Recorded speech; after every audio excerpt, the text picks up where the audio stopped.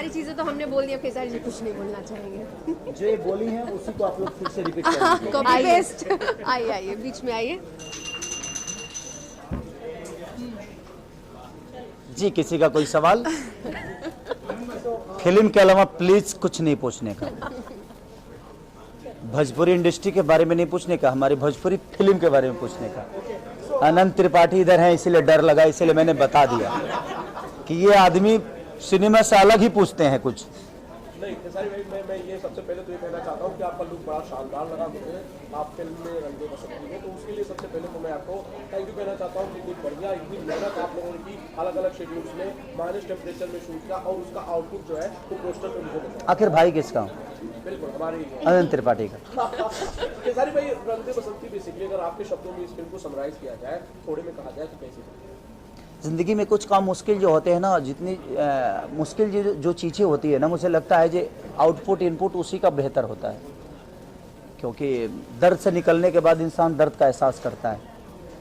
मुझे लगा जब माइनस, और उस माइनस डिग्री में ये तो नहीं थी, बट ये थी। ये जो आप तो पिक्चर देख रही ये पिक्चर देख रहे हैं, इनका फर्स्ट डे का है, और -8 डिग्री में मैं ओपन बॉडी फाइट किया हूँ, ये देखी है, ये नहीं, क्योंकि इनका वहाँ पे काम नहीं था, इनका इंडिया में काम था। वो इंडिया में ही है ना?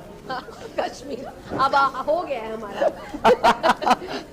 तो हमारा इनके साथ मेरा काम कश्मीर में नहीं था, इनके साथ था ये गाना मेरा, बट वो बहुत टॉप जॉब था मेरे लिए।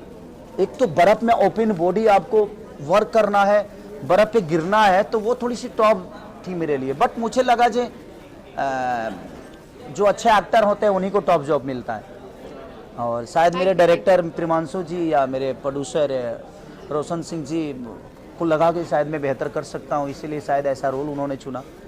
और वहाँ पे जितने भी कैरेक्टर थे और जितने भी वहाँ के पूछे तो स्पॉट बॉय से लेकर 6 स्पॉट बॉय तो भाग गए, इतनी ठंड थी कि वो कर नहीं पाए। और उसके बाद सारे क्रू मेंबर जो भी थे, कुछ बच्चे ऐसे थे जो रुके, और सब लोग अपना अपना काम कर रहे थे। लग रहा था हम लोग लंदन में है, हमें यहाँ कोई मिलेगा नहीं। शहर से 40 किलोमीटर दूर दूध पथरी पे, वो बहुत टॉप जॉब था। और 18 से 19 दिन एक फाइट था मेरा, जो कि मुझे गाड़ी उड़ाना था। उस दिन मुझे लगा जाए मैं जिंदा रहूंगा या कि नहीं, मुझे पता नहीं, लेकिन बस लोगों की दुआएं और लोगों का प्यार है, जब मैं वो कर भी पाया और मुझे बहुत अच्छा लगा। तो जब ये सिनेमा रिलीज होगी तो शायद आप लोगों को पता चलेगा जो मौत से खेलना क्या होता है। केसरी जी, आपका जो किरदार है वो जो है पेट्रियोटिक फिल्म है, और आर्मी वाले का किरदार है, कितना कनेक्ट करेगी ऑडियंस, और जो चीज़ें हैं जो आर्मी वाले सरहद पर करते हैं, क्या वो चीज़ें भी दिखाई जाएगी? और थोड़ा सा बताइए अगर फिल्म के बारे में हमारी ऑडियंस को बताइए। देखिए, एक चीज़ है कि हम अभी हवा में हैं, कौन सा हवा लोगों को लगेगा चाहिए ठीक है, कौन सा लोगों को हवा लगेगा कि इस हवा में कोरोना है, ये हमें पता नहीं है। हम एक बेहतर काम करने के लिए कोशिश कर सकते हैं, बाकी ऑडियंस को क्या बेहतर लगेगी क्या नहीं लगेगी अभी हमें पता नहीं है, बट उनके बेहतर के लिए ही हमने की।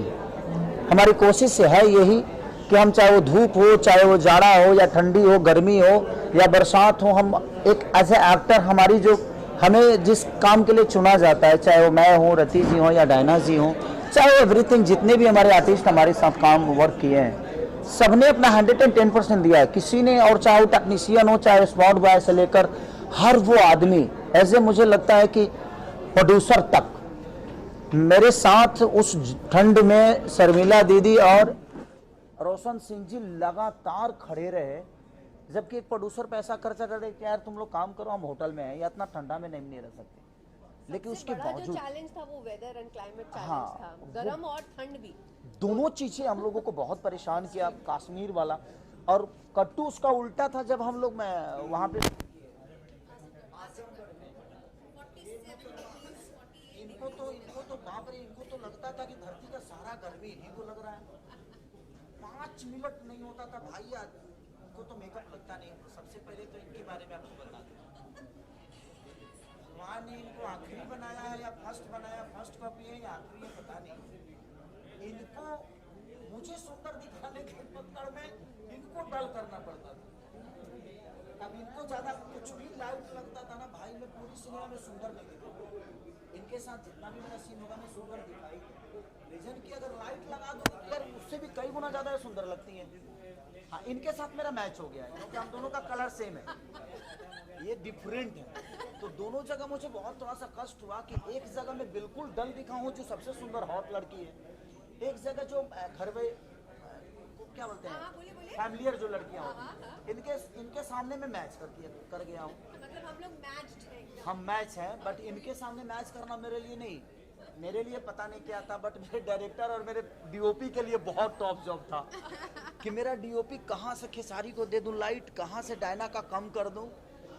कम से कम एक सीन के लिए 1 घंटा लाइटिंग होता था इनके लिए, क्योंकि इनको थोड़ा सा भी लाइट लगता था तो ये एकदम डायरेक्ट मैदा का बोरी लगती थी और वो बहुत ज्यादा गोरी हो जाती थी, तो वो थोड़ा सा मैदा की बोरी समझ रही हो।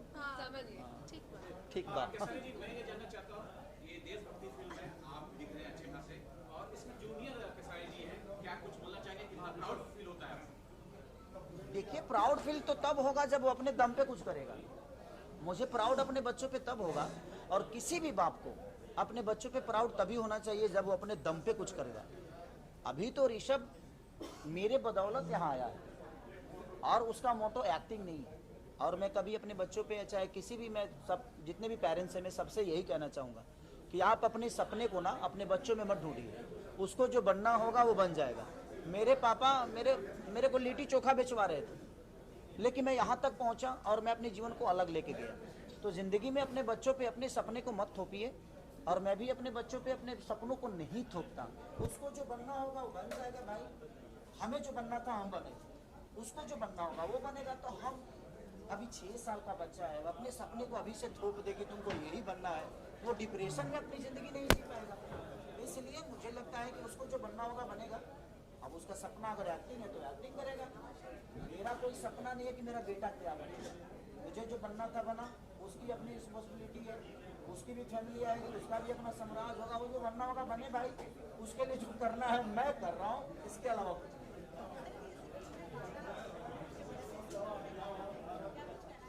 कुछ नहीं। देखिए, सबसे बड़ी चीज़ कि इस सिनेमा में ऐसे मुझे लगता है कि पहली बार भोजपुरी में इन्होंने काम किया।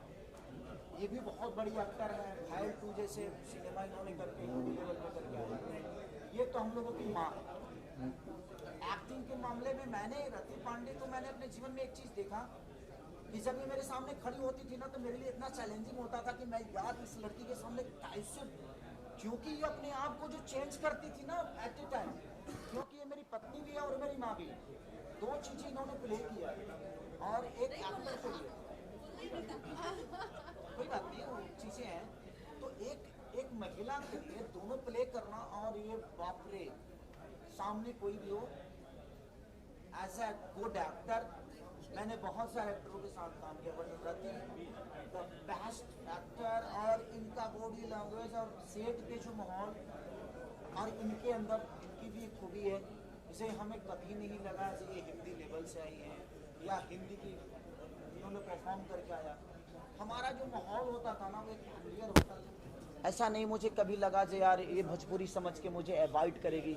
हम लोगों ने मस्ती भी खूब की, चाहे ये है चाहे वो है, चाहे ऋषभ हो, इनकेस मेरी वाइफ भी सेट पे बहुत दिन रही है, चाहे मेरे होता है ना कि एक माहौल जो होता था वो बहुत फैमिलियर था, और इसीलिए शायद हम एक दूसरे को सपोर्ट करके एक बेहतर सिनेमा कर पाए, नहीं तो शायद हम नहीं कर पाते, क्योंकि एक कहानी बड़ी डिफरेंट थी। सारे कैरेक्टर्स बहुत पैशनेट थे इस प्रोजेक्ट को लेकर, तो फुल पैशन के साथ काम किया है सभी ने, और बहुत टॉप था भाई ये रंग दे बसंती। मुझे मेरे जीवन में मुझे लगता है ना कि मैंने ज़िंदगी में बहुत सारे वर्क की है, इससे भी टॉप चीज़ें की है, लेकिन आपको अभी बेटा बनना है और अभी बाप बनना है और अभी तुरंत दादाजी बन जाना है, तो उसके लिए चेंज ओवर और सबके साथ होता। ऐसा नहीं कि सिर्फ मेरा ही कैरेक्टर चेंज था, बहुत सारे कैरेक्टरों पे काम करना बड़ा टॉप जॉब था। गर्मी भी थी, ठंडी भी थी, बरसात भी था, तो सारे चीज़ों को लेकर मुझे लगता है कि भोजपुरी की एक ऐसी फिल्म है जो मेरे जीवन की अभी तक, इसके बाद कितना महंगा करूँगा मुझे पता नहीं, लेकिन अभी तक जितने भी मैंने सिनेमा के सबसे बिग बजट और बिग एक प्रोजेक्ट है, जो कि आपको नहीं लगेगा कि आप एक हिंदी फिल्म नहीं देख रहे हैं। भोजपुरी भाषा जरूर है, लेकिन आपको लगेगा मेकिंग टैकिंग हर वो चीज़, चाहे वो करेक्टर हो, और करेक्टर भी बहुत सारे ऐसे हैं जो हिंदी लेवल से, अभी हमारे जो त्रिपाठी जी, अब आप लोगों ने जो कलकत्ता के हमारे अमित भट्टाचार्य जी, आप लोगों ने उनको बहुत सारी सिनेमा में देखा भी होगा, जो कि मुन्नी के बाप भी बने हैं बजरंगी भाईजान में, मुन्नी के बाप वही बने थे। तो बहुत सारे एक्टर ऐसे हैं जो हिंदी लेवल से लिए गए हैं। और ये क्वीन, बाप रे बाप, इनको लेने मतलब बहुत डरना पड़ता अरे है नहीं और अच्छा लगता है, एक चैलेंज ओवर। और इनकी पर्सनालिटी, भगवान ने इनको आखिरी बनाया और लास्ट बनाया है। इसके बाद प्लीज भगवान अगर बनाना तो एक्टर पैदा मत करना, लाइट लेकर आएंगे ना आप स्पेशल। इसके इनको अगर बनाना तो आखिरी ही रखना, इसके बाद मत बनाना, और बनाना तो एक्टर मत बनाना। एज ए एक्टर मैनेज करने में बहुत कठिन होती है, और एक कैमरामैन के लिए, एक डायरेक्टर के लिए टॉप जॉब है ये। तो थैंक यू सो मच। एक आखिरी सवाल, बहुत सारे लोग आपके लोग वर्दी आप पर बहुत सूट करती है, मेरे पे क्या सूट नहीं करता वो बता दीजिए। वर्दी इसलिए सूट करती है, बीएसएफ के दिनों से इसे कहीं कनेक्ट कर पाते हैं। एक बात बताएं आपसे, अगर आपके अंदर एक्ट होना, आपके अंदर वो भावना होना, जज्बा होना, तो दुनिया के हर वो चीज़ आप पे सूट करेगी। मुझे लगता है एज ए एक्टर, मैं ऐसा नहीं कि वर्दी मेरे पे शूट करती है। मेरा पहला टीजर आएगा तो आप देखना, उसमें आपको लगेगा जिस भाई आप में यही सूट करता है। तो ज़िंदगी में हमें जो मिला है, मुझे लगता है कि हमारी अपनी खुद की ज़िंदगी कोई होती नहीं है। हमारी ज़िंदगी जो है एज ए एक्टर, हर आदमी की ज़िंदगी, मुझे अनंत त्रिपाठी की ज़िंदगी जीना पड़ता है, हमें पूजा की ज़िंदगी जीनी पड़ती है, हमें डायना की ज़िंदगी जीनी पड़ती है। तो एज ए एक्टर मुझे लगता है कि हमारी कोई अपनी पर्सनल ज़िंदगी है नहीं। हमारी जो ज़िंदगी है वो एक आम इंसान की ज़िंदगी है। जो मुझे कैरेक्टर प्ले करने को मिलता है, अगर मैं वही नहीं कर पाया तो मुझे नहीं लगता है कि मैं एज ए एक्टर कहीं फिट हूँ और मुझे करना चाहिए, मुझे नहीं करना चाहिए। अगर एक ही टाइप का मुझे रोल करना चाहिए तो ऐसे मैं एक्टर ठीक नहीं हुआ ही।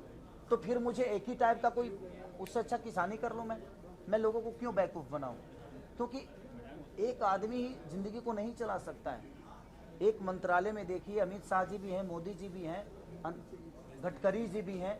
तो हर मंत्रालय का अलग अलग, और एक एक्टर को हर मंत्रालय प्ले करना हो तो जो हर मंत्रालय प्ले कर सके उसी को एक्टर बनना चाहिए। अदरवाइज नहीं तो मुझे लगता है कि तुम ठेला लगाओ यार और दूध बेचते रहो, काम से अरमूद बेचो, कोई मतलब नहीं। और जब हम फिल्म करते हैं, फौजी के किरदार करते हैं, तो मुझे लगता है फौज के लिए रिस्पेक्ट अपने अंदर और ज़्यादा बढ़ जाती है। बिल्कुल बढ़ जाती है महाराज।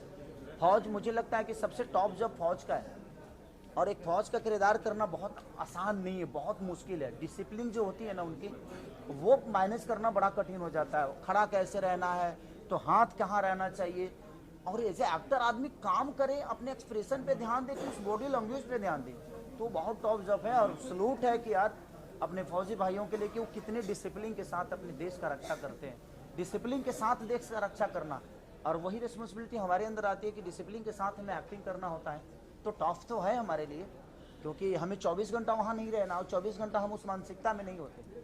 लेकिन कुछ पल के लिए ही अपने आप में डिसिप्लिन लाना वो बड़ा टॉप जॉब होता है, किसी चीज़ के लिए भी, किसी के लिए भी। और कोई सवाल किसी का? Thank you so much, love you all.